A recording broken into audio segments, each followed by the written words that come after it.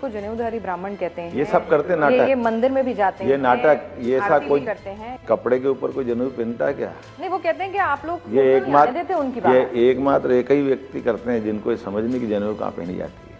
आए ना रायबरेली, कोई बात नहीं, बहन के हक पे डाका डाला, अब आपने पहली सीट अपनी गंवा दी, अब माँ की सीट भी गंवाएंगे, बहन का हक अलग मार दिया।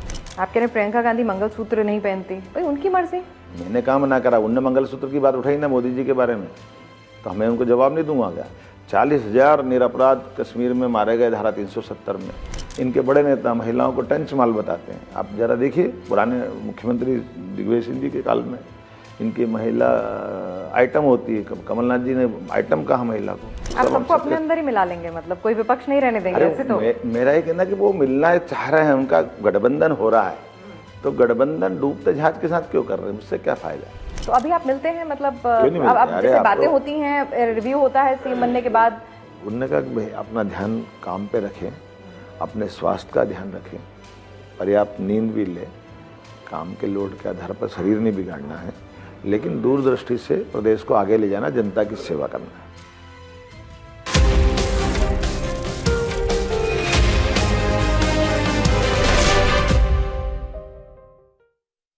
आप उन्हें मोदी जी की पसंद कहिए या फिर वोट बैंक राजनीति को साधने के लिए एक तुरुप का इक्का, लेकिन ये बात तो आप मानेंगे कि मध्य प्रदेश के सीएम डॉक्टर मोहन यादव जी राजनीति के छुपे रुस्तम हैं। और आज चुनाव दिलसे में बातचीत करने के लिए हमारे साथ खुद मोहन जी मौजूद हैं। मोहन यादव जी, आपके पास तो ना डबल एग्जाम है, आते के साथ ही सीधा बोर्ड एग्जाम आ गया, यानी 29 सीटों में से 29 जीतने की जिम्मेदारी है, और साथ ही साथ आपको तो ये भी कहा गया है कि भाई मोहन के साथ साथ यादव हो तो बिहार और यूपी में भी सेंधमारी करो। देखिए, मैं जिस पार्टी से आता हूं और जिस नेतृत्व में काम करता हूं, जिनके नेतृत्व में काम करता हूं, वो 24 घंटे हर परीक्षा के लिए तैयार रहते हैं। हम भी उनसे सीखते हैं, और इसलिए भाजपा का कोई कार्यकर्ता कभी कोई काम दे दो, किसी प्रकार का काम दे दो, वो हर क्षण तत्पर रहता है कि मैं उस काम में सफल हूँ। तो प्रेशर नहीं था कि भाई इतना, मतलब नहीं, बाल बराबर भी नहीं है, कोई खास बात नहीं। तो 29 में 29 आ रहे हैं कि आप दिग्विजय जी और कमलनाथ जी को छोड़ रहे हैं? मतलब देखिए, हमारा ट्रैक रिकॉर्ड लगातार आगे बढ़ने का। भाजपा 2014 में 27 जीती, 2019 में 28 जीती, अब 29 जीतेंगे। निश्चित रूप से जो वर्तमान का समय चल रहा है, माननीय मोदी जी में पूरा वातावरण है। और जब छिंदवाड़ा चुनाव हमारे 2 बार से लगातार लूज कर रहे थे, लेकिन चूंकि मैं बता सकता हूँ कि जो नीचे की ग्राउंड रिपोर्ट है, वहाँ भाजपा जीत रही है, कांग्रेस हार रही है। क्या किया ऐसा मोहन यादव जी ने कि कमलनाथ जी का 45 साल का काम भूल जाएगी जनता? देखिए, जो अमेठी में हुआ, जो रायबरेली में होने वाला है, लोग सालों से चुनाव जीतने के लिए ऐसे देहात का इलाका पसंद करते थे जहाँ से आम वोटर की विकास की दरकार, उनकी खुले लोकतंत्र की हवा सब बंद की हुई थी।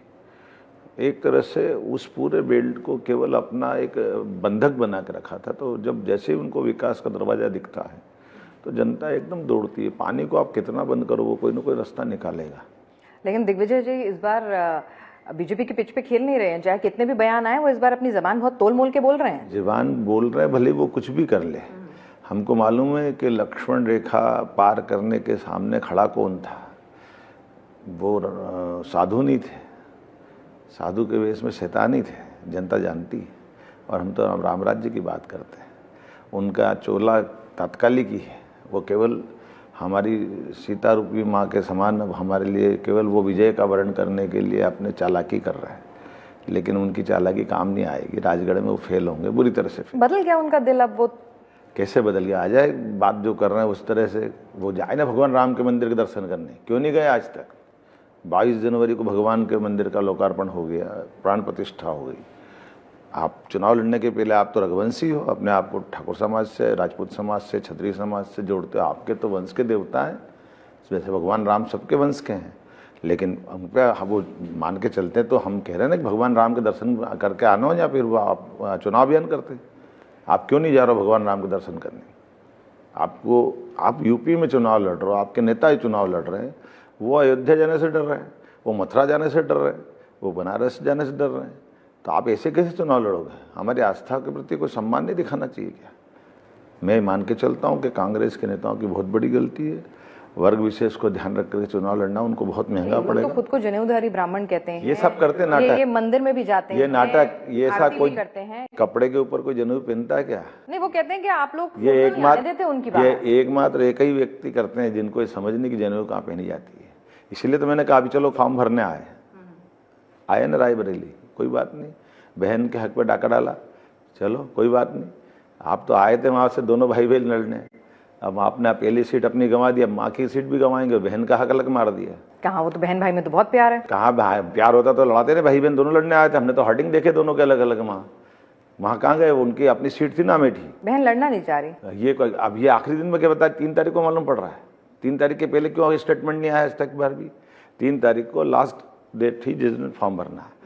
2 तारीख रात तक लड़ते रहिए, 1 तारीख तक जानकारी देते रहिए कि कौन लड़ेगा कौन लड़ेगा कौन लड़ेगा। उन्होंने कहा नहीं कुछ नहीं हो, चलो भैया। आपस में नहीं बन रहे दोनों के, आप कह रहे हो? उनकी बने नहीं बने मेरे को नहीं मालूम, लेकिन समाचार तो यही आ रहा है कि वहाँ अकेले राहुल लड़ रहे हैं। तो प्रियंका जी कहाँ चली गई? उनके तो पतिदेव भी लड़ने को तैयार थे, ना उनको जीजा जी को मिला ना बहन जी को मिला। अब हम क्या करें, उनके घर के झगड़े। अच्छा, घर के झगड़े हैं, आपको पता चल रहा है सामने भाई, प्रियंका जी के सामने। तो गले मिल रहे थे, बहुत प्यार से थे। अरे गले तो मैं कहाँ मना कर रहा हूँ, वो तो हमने हार्डिंग देखे ना रॉबर्ट वाड्रा जी के कि मैं लड़ने को तैयार हूँ, उनको क्यों मौका नहीं दे रहे हैं? ये लड़ाई के झगड़े नहीं तो क्या है। अच्छा, ये बताइए कि आप तो स्मृति जी के नामांकन के दिन खुद गए थे, मौजूद थे साथ में, तो राहुल जी क्यों नहीं आया अमेठी? अरे मैं यही तो आश्चर्य कर रहा हूँ, मेरे को तो स्मृति जी पे उनको धन्यवाद देने की इच्छा हो रही थी। क्यों? मैंने उनसे कहा कि आपकी कल लड़ाई हो सकती है, राहुल आएंगे। तो उन्होंने कहा मैं तो मान के चलती थी कि नहीं आएंगे, लेकिन आप आ गए तो अब गारंटी रह सकते वो किसी हालत में नहीं आएंगे। बोले ये वो रण छोड़ हैं जो रण में नहीं आते हैं, ये पीठ पीछे वार करते हैं, इसलिए ये नहीं आने वाले हैं। और वैसे ही हुआ। मैं तो उनकी राजनीतिक दूरदर्शिता को धन्यवाद देता हूँ, उनको बधाई देता हूँ कि उन्होंने इतना आकलन कर लिया। और उनने फिर उसका कारण भी बताया था कि हमने 5 साल में घर घर में जो काम किया है, 5 में से 4 विधानसभा जीती तो 4 की जमानत जब्त कराई। यही कारण है कि अमेठी ये जा ही नहीं सकते थे, इनकी हिम्मत नहीं। आप मध्य प्रदेश में तो चुनाव प्रचार कर ही रहे हैं, लेकिन कहते हैं कि आपके सीएम बनने में मोहन, क्योंकि यादव भी थे, उसका भी एक बड़ा रोल रहा है, और आप बिहार के यादव और उत्तर प्रदेश के यादव जो हैं उनको साधने की कोशिश भी कर रहे हैं। देखिए, ये कांग्रेस का और कई सारे लोगों का, उनके जैसे जो उनके साथ वाले घमंडिया गठबंधन थे, उनका ये नैरेटिव बनाने का प्रयास करते हैं, क्योंकि उनको मालूम है कि वो ऐसा करते नहीं। जैसे उदाहरण के लिए हम माननीय मोदी जी कहते हैं सबका साथ सबका विकास, कहते नहीं करके दिखाते हैं। जैसे उदाहरण के लिए मैंने बार बार बोला है कि मैं जिस कॉन्स्टिट्यूंसी में आता हूँ वहाँ मेरी आबादी नहीं है, लेकिन मेरे को मौका दिया। माननीय मोदी जी प्रधानमंत्री बने, उसके पहले भारतीय जनता पार्टी से माननीय अटल जी थे, हमने कहा सबका साथ सबका विकास, तो इसका मतलब खुला है कि किसी जाति का कोई भी व्यक्ति कहीं भी जा सकता है। लेकिन इनने फर्मे फिट कर रखे। बात करेंगे एससी की, एसटी की, ओबीसी की, आज तक ओबीसी का प्रधानमंत्री इनने क्यों नहीं बनाया? बनाएंगे भी नहीं। आज तक एसटी का राष्ट्रपति क्यों नहीं बनाया? बनाएंगे भी नहीं, केवल बात करेंगे। नहीं, वो तो उल्टा ये कह रहे हैं कि आप लोग तो जातियों का आरक्षण खत्म कर देंगे, आरक्षण ले लेंगे आप पिछड़ों। ये तो उनने कर्नाटक और आंध्र में बता दिया ना कि जातियों का आरक्षण वो छीनते हैं, एससी एसटी ओबीसी का आरक्षण छीन के मुस्लिम वर्ग को देते हैं। करते वो और बताते हमको है। यही तो हम उनकी पोल खोल रहे हैं, जनता जान चुकी, इसीलिए तो हार रहे हैं लगातार एक के बाद एक। बताइए, आपने खुद की सीट खो करके केरल गए थे, अब मम्मी की सीट खोएंगे। आपको पूरा भरोसा? 100%। ये क्या हुआ बताओ ना। आप उनकी मम्मी ने छोड़ी प्रियंका के लिए, ये वायनाड भी बिगाड़ के आ रहा है, यहाँ भी बिगाड़ दिया अमेठी, अब तीसरी बार है, 3 बार में 3 सीट बिगाड़ रहे हैं। बिगाड़ो। आप तो नेता बनना चाहते हो, आप बड़े बनना चाहते हो, लेकिन आप मूल माल भी खत्म करोगे, ऐसे कैसे काम कर? आपकी स्टेटमेंट पढ़ रही थी, आप कह रहे थे राहुल गांधी लॉन्च नहीं होते, आप कह रहे थे राहुल गांधी अजीब हैं। ये वही तरीका है ना, ये उदाहरण तो है। आप बताइए ना, मैं तो ये कहता हूँ जरूरी है कि चुनाव लड़ना। आप वायनाड से लड़ चुके थे, प्रियंका जी को लड़ाते ना, कम से कम 1 सीट पर लड़ा देते। कॉन्फिडेंट नहीं है कि वायनाड जीतेंगे? मैं क्या कर सकता हूँ, अगर वो तो दिखता है रिजल्ट, अगर लड़ा देते तो अपने आप उनका कॉन्फिडेंस दिख जाता। उनका कॉन्फिडेंस खत्म हो चुका, कांग्रेस अंदर से हिल गई है, बहुत बुरी अवस्था में है। नड्डा जी बोलते हैं कि सब बेल पे हैं।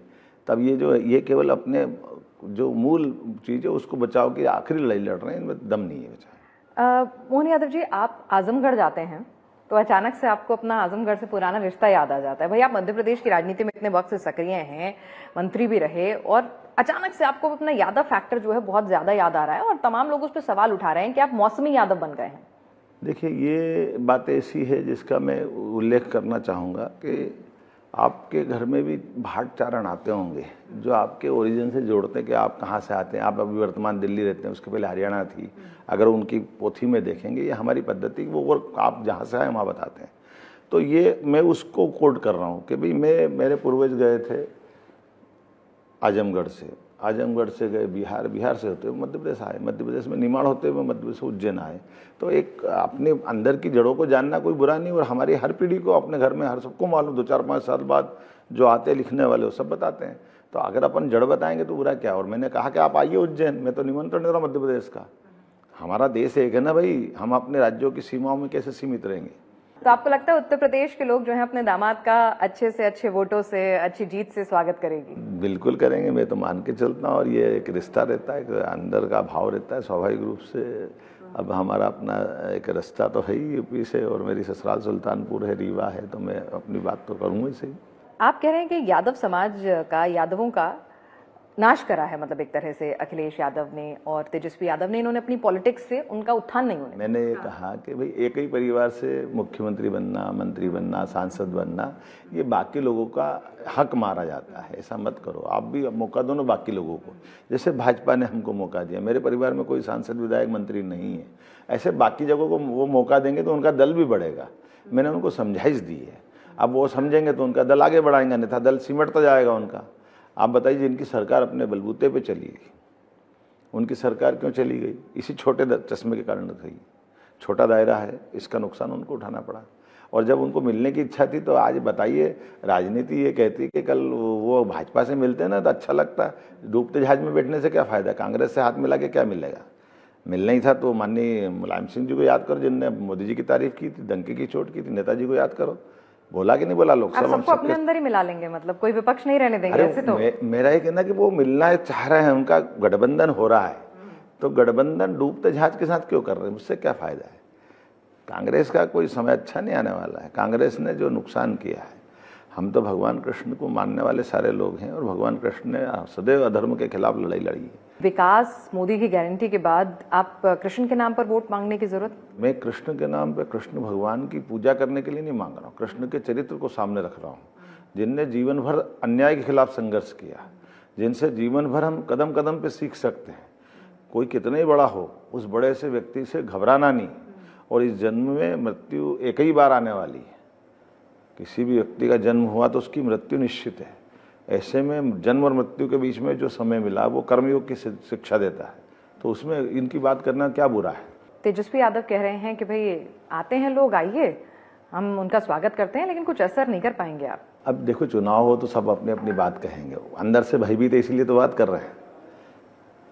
आप बताइए ना, हम मना कर रहे हैं आइए मध्य प्रदेश में, हमने तो आग्रह किया सबको। अब कोई आना चाहे तो आए, नहीं आए तो मैं जबरदस्ती थोड़ी बोलूँगा।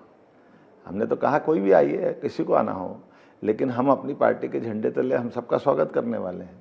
तो हमारी विचारधारा के साथ डूब करके हमको पार्टी जहाँ बुलाएगी हम भी जाएंगे, और जो जिसकी पार्टी जहाँ काम कर रही वो वहाँ अपना काम कर रही है। लेकिन एमपी के यादव बिहार के यादवों से जुड़ पाएंगे? देखो, ये सब मैंने क्या बोला, हम सब भारत माँ के लाल, भेदभाव का कहाँ सवाल, हम तो सब एक ही है ना। तो भारत माँ के लाल है तो एमपी, बिहार, यूपी सब बाद में आता है, पहले भारत माता आती है। आपने प्रियंका गांधी के लिए भी कहा कि प्रियंका गांधी शादी के बाद भी गांधी सरनेम का उपयोग करती हैं। तो दिखता है ना सामने, तो दिक्कत क्या है उसमें? दिक्कत क्या है ये आप बताइए, उनसे पूछे। हमारे यहाँ आज मैंने भारतीय परंपरा बताई है। भारतीय परंपरा ये कहती है कि बेटी का विवाह के बाद वो सरनेम अपने परिवार का लगाए। वो ननिहाल के लगाती तो अटपटा नहीं लगता है। तो मोदी जी तो कहते हैं पासपोर्ट में महिलाओं को सरनेम बदलने की भी जरूरत नहीं है, कोई दिक्कत नहीं है, अपनी आइडेंटिटी रखो। मोदी जी की उस बात का सम्मान करता हूँ, लेकिन इस चश्मे से अगर देख कर लोग वोट का लाभ लेंगे तो ये तो आंख में धूल झोंकने समान है ना। आंख में धूल थोड़ी झोंकने देंगे, जो यथार्थ है वो कहने देंगे। आप कह रहे हैं प्रियंका गांधी मंगलसूत्र नहीं पहनती, भाई उनकी मर्जी। मैंने कहा मना करा, उनने मंगलसूत्र की बात उठाई ना मोदी जी के बारे में, तो मैं उनको जवाब नहीं दूंगा क्या। 40,000 निरपराध कश्मीर में मारे गए धारा 370 में, लगभग 20 से 30,000 बहनों के सुहाग उजड़े। तो ये नहीं दिख रहा प्रियंका गांधी को, ये गलती किसकी थी? कांग्रेस की और उनके परदादाओं की, उनकी गलती है। यहाँ पर अखिलेश यादव जी आपको कह रहे हैं कि आप बदपुतली हैं। मैंने क्या कहा, कोई क्या कहता मेरे को नहीं मालूम, वो क्या है चुनाव के बाद मालूम पड़ जाएगा। नहीं तो कोई लोग आपको कह रहे हैं, कांग्रेस के लोग आपसे कहते हैं आप पर्ची वाले सीएम हैं। मैंने क्या बोला, उनकी हालत क्या हो रही वो बता दे, वो कहाँ से आए बन के। मैं तो किसी के बारे में नहीं कहता हूँ, मैं तो चुनाव जनप्रतिनिधि हूँ जो विधायक दल में चुना गया था। उनकी सिस्टम बता दे वो कहाँ चुने गए थे, उनके यहाँ लोकतंत्र कहाँ है, संगठन का तंत्र क्या है, कौन सी कार्य समिति की बैठक में डिसाइड हुए वो पदाधिकारी बन के आए। अपने अंदर झांक ले वही पर्याप्त है।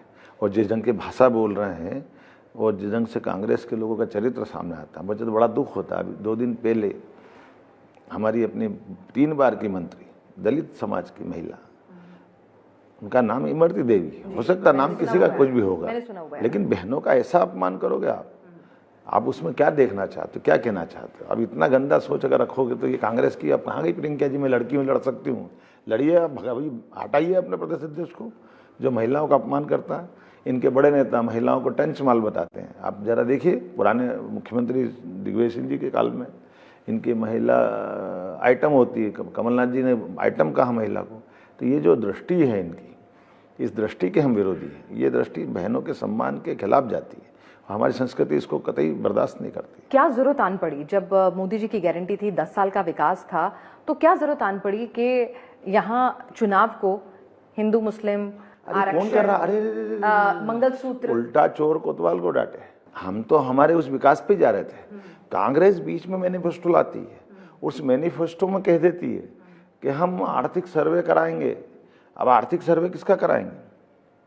हिंदू समाज के लोगों का आप आर्थिक सर्वे कराओगे? उनके 2 मकान है तो एक छीन के आप मुस्लिम समाज को दोगे। एजेंडा वो लाते हैं, लिख करके वो देते हैं, गलती हमको हम बताते हैं। हमारे एजेंडे में है क्या ये?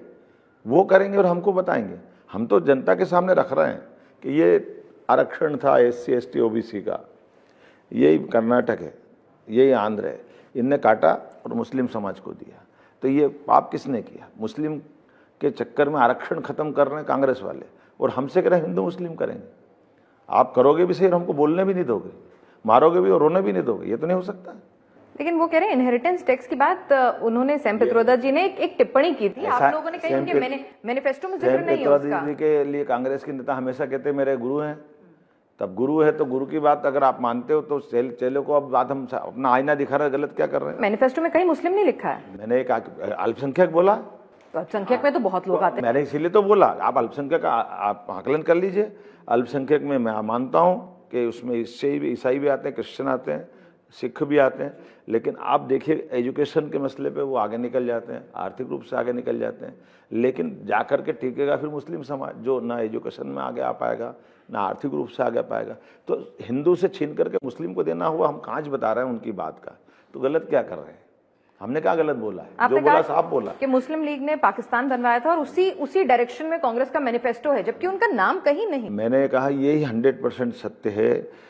आज़ादी के पहले कांग्रेस ने मुस्लिम लीग के आगे घुटने टेक करके हजारों लाखों निरपराध हिंदू भाई बहनों को मरने के लिए छोड़ दिया था। बाद में उनकी क्या हालत हुई हम सब जानते हैं, लेकिन कांग्रेस ने उस दिन भी गलत किया था और उसके तुरंत बाद से लेकर आज तक केवल मुस्लिम तुष्टीकरण की कांग्रेस करती आ रही है। इसकी कीमत कांग्रेस ने चुकाई है। अब देश इस बात को बर्दाश्त करने को तैयार नहीं, बल्कि राष्ट्रवादी मुस्लिम भी समाज हमारे साथ आ रहा है। माननीय स्वर्गीय अटल बिहारी वाजपेयी जी ने, आप कह रहे मुस्लिम आपके साथ आ रहे हैं? है ना, 100% है।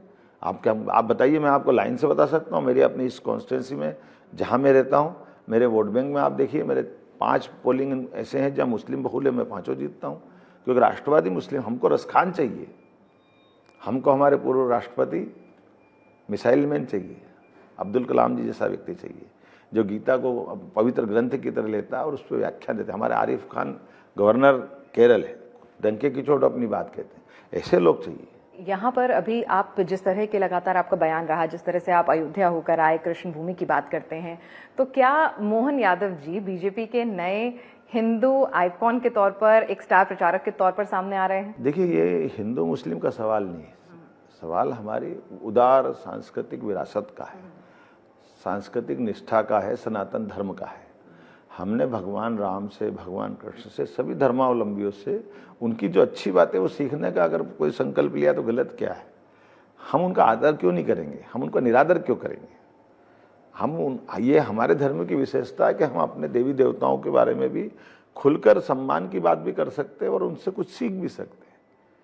अगर हम ये बात कहते तो इसमें छिपाना क्या है? लेकिन जब कृष्ण भूमि को चुनावी मुद्दा बनाया जाए कि कौन बना रहा है? वो बना रहे हैं, हम नहीं बना रहे हैं। हम तो कह रहे हैं भगवान के दर्शन करो, उनके जीवन से सीखो। आप तो कह रहे हैं साथ में आपने गलतियां जो की हैं उनको खत्म करो, मटकी फोड़ने साथ चलो, आप तो खुद न्योता दे रहे हैं। ये तो बोल ही रहा हूँ ना, मैं फिर बोल रहा हूँ कि जो उनके जीवन से अच्छा ही है, सच्चाई वो उससे सीखो, उसमें क्या गलत है? आपका 3 मार्च 2024 को लखनऊ में यादव महाकुंभ के दौरान ये नारा लगा था, यादव चला मोहन के साथ। हाँ तो भगवान कृष्ण के साथ चला ना। ये वाले मोहन के साथ नहीं। मैंने कहा कि मेरा नाम, मैं उनका नामधारी हो सकता हूँ, सॉरी, लेकिन नामधारी होने से मैं भगवान नहीं हो सकता हूँ, मैं तो मनुष्य हूँ। आपने कहा कुश्ती ना हुई तो काहे का यादव, लाठी में दम नहीं हो तो काहे का यादव।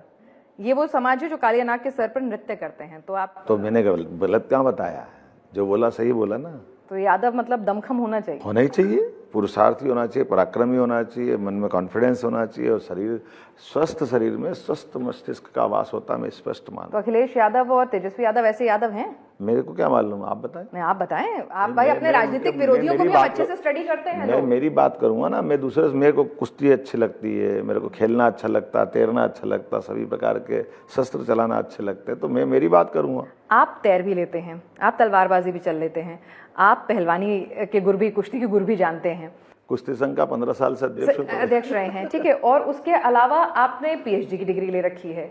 मैंने क्या बोला, आपने एलएलबी भी कर रखी है ना? मैंने BSc, LLB, MA, MBA, PhD और कई डिग्रियां इसलिए नहीं की कि मेरे को लगता है कि ज़्यादा डिग्री दिखाने से लोगों का पचा नहीं पाते हैं, तो बचाया मैंने अपने आप को। लेकिन इसका मतलब शिक्षा के प्रति आकर्षण होना चाहिए कि नहीं होना चाहिए, आप बताइए। हम ये कहें कि भाई पहलवानों के घुटने में दम होता है, तो ये गलत बात है ना। हमने भगवान कृष्ण का उदाहरण इसलिए दिया कि अभी तो उनने जितनी शिक्षा ग्रहण करी, हम तो उसकी पासंग में भी नहीं है। तो कहाँ सीखा ये, मतलब तलवार, मतलब आप राजनीति के गुर सीख रहे थे कि तलवारबाजी और अपने साथ में कुश्ती के गुर की? 24 घंटे जो राजनीति करेंगे तो वो कभी सफल नहीं होंगे। अपने जीवन का आनंद भी तो लेना चाहिए ना, भगवान कृष्ण से ही तो सीखा हमने। आपने एक्स अकाउंट पे मैनपुरी दौरे की एक तस्वीर पोस्ट की थी, उसमें लिखा था निहत्थे राम भक्तों के हत्यारे और भगवान श्री कृष्ण के विरोधी, ये यदुवंशी नहीं हिंदू विरोधी है। आप बताइए ना, गोलियां किसने चलाई? हमने तो नहीं चलाई। मारे गए वो कोठारी बंधु, 2 भाई, सगे भाई, अगर वो अयोध्या में मारे गए तो स्वाभाविक रूप से कोई घटना होती है तो घटना में प्रशासन भी दोषी होता, सरकार भी दोषी होती।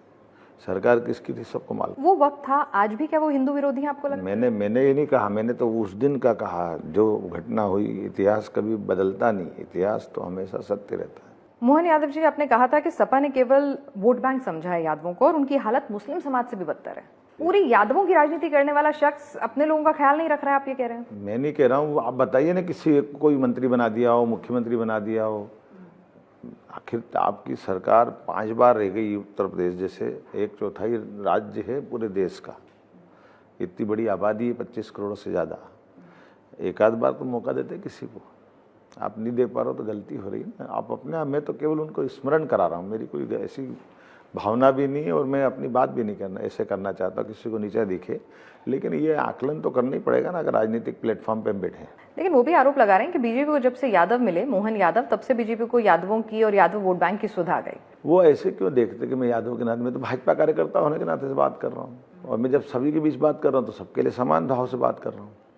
चलिए अब थोड़ा, क्योंकि हमारे शो का नाम है चुनाव, दिल से, थोड़ा दिल से की बातें भी हो जाए, राजनीति की बातें तो हो ही रही हैं। आप जिस तरह से, ये सवाल आपसे कई बार पूछा भी गया होगा, लेकिन लोगों के अंदर ये दिलचस्पी रहती है कि भाई क्या वाकई में ऐसा होता है कि जिस शख्स को सीएम बनना है उसे पता ही नहीं था? अब ये तो बहुत पुरानी बात है, लेकिन लोग पता नहीं, मैंने पूछा लोगों से, लोगों सब पचा लिया। मेरी कार्यशैली देख ली लोगों ने, मेरी कार्य पद्धति से लोगों ने अप्रिसिएशन दे दिया कि काम कभी भी कर। मैं तो आपको एक उदाहरण देता हूँ, मैं जिस नगरी से आता हूँ ना, ये सम्राट विक्रमादित्य की नगरी है, और विक्रमादित्य के बारे में ऐसा कहा जाता है कि उनके शासनकाल के तो छोड़ो, उनका सिंहासन जिस टीले पे लगा हो, उस टीले पे कोई सामान्य ग्रामीण बच्चा भी बैठेगा, वो भी न्याय करने लग जाएगा। तो ये सनातन संस्कृति है। आप कहाँ से आए? गांव से आए तो आए ना, गांव से क्या मना है? गांव से आना बुरा है क्या? छोटे स्थान से आना बुरा है क्या? कहीं से भी आए, लेकिन आके दिखाया क्या? वहाँ तो इस बात का ना, आने के बाद करा क्या? फेल हुए क्या? पास हुए तो दिखेंगे। बिल्कुल, और अभी और दूसरा रिजल्ट भी आने वाला है, और बुलेट ट्रेन की रफ्तार से आप काम कर रहे हैं, जिस तरह से लगातार आप फैसले ले रहे हैं। आपने देखो, प्रशंसा कर दी ना, अच्छी बिल्कुल, प्रशंसा तो कर दी है, लेकिन ये भी बता दीजिए हमें कि आपकी पीएम मोदी से मुलाकात हुई थी सीएम बनने से पहले? मैं ये स्पष्ट बता दूं, मेरी कोई मुलाकात नहीं हुई। तो अभी आप मिलते हैं, मतलब अब जैसे बातें होती हैं, रिव्यू होता है सीएम बनने के बाद, क्या क्या अनुभव रहता है, क्या सीखा उनसे आपने इतने दौरान जितनी मुलाकातें हुई? तो वो चलती फिरती विश्वविद्यालय है, उनका जीवन का प्रत्येक एक एक दिन एक तरह से एक बहुत अच्छा पाठ की तरह है। उन्होंने 2-3 चीज़ें बहुत अच्छी बोली, मैं इस बात को पसंद करता हूँ। और उन्होंने कहा कि अपना ध्यान काम पे रखें, अपने स्वास्थ्य का ध्यान रखें, पर्याप्त नींद भी लें, काम के लोड के आधार पर शरीर नहीं बिगाड़ना है, लेकिन दूरदृष्टि से प्रदेश को आगे ले जाना, जनता की सेवा करना है। आपसे कुछ हम सवाल पूछेंगे, आप उनका एक उत्तर में, आप एक शब्द में आप जवाब दीजिएगा। अगर इन नेताओं को सलाह देनी हो आपको तो क्या होगी? अखिलेश यादव? नहीं, उनको ये भाजपा से सीखना चाहिए, पार्टी के कैसे आधार बढ़ता है। तेजस्वी यादव? उनको भी ये सलाह दूंगा कि वो अभी अपने वर्तमान के राजनीतिक माहौल को सीख करके फिर राजनीति करे, ज़्यादा अच्छा रहेगा। राहुल गांधी? अब इनको कितनी भी सलाह दूंगा कोई फायदा नहीं है। ओवैसी का राजनीति में महत्व? जिस दृष्टि से वो जा रहे हैं वो उनके लिए भी नहीं, देश के लिए किसी के लिए काम की नहीं। प्रियंका गांधी? अब उनके लिए तो वो बिल्कुल एक तरह से जो भाई के लिए वो बहन के लिए है, दोनों बराबर हैं। दिग्विजय सिंह? जब उनने जिस दिन ओसामा जी कहा एक लादेन जैसे हत्यारे को, मुझे उस दिन के बाद से उनकी निगाह में ऐसा लगा कि इनसे बढ़कर कमलनाथ जी? कमलनाथ जी मूल रूप से राजनीति में वो उद्योगपति, वही ठीक है। यूसीसी? यूसीसी लागू होना चाहिए। आरक्षण? आरक्षण लागू होना चाहिए। मुस्लिम समाज? मुस्लिम समाज में आरक्षण का, हमारे माननीय डॉक्टर भीमराव अंबेडकर जी ने कहा था कि यहाँ धर्मों के आधार पर आरक्षण नहीं होना चाहिए। मैं भी सहमत हूँ उस बात से। मुस्लिम वोट बैंक? कोई धर्मों के आधार पर वोट बैंक नहीं बनना चाहिए। राजनीति में परिवारवाद? बिल्कुल नहीं होना चाहिए। जब बीजेपी में परिवारवाद हो तो? मैं इसको नहीं मानता हूँ। आपने इतना वक्त दिया हमें, आपका बहुत बहुत शुक्रिया। बहुत धन्यवाद, बहुत धन्यवाद।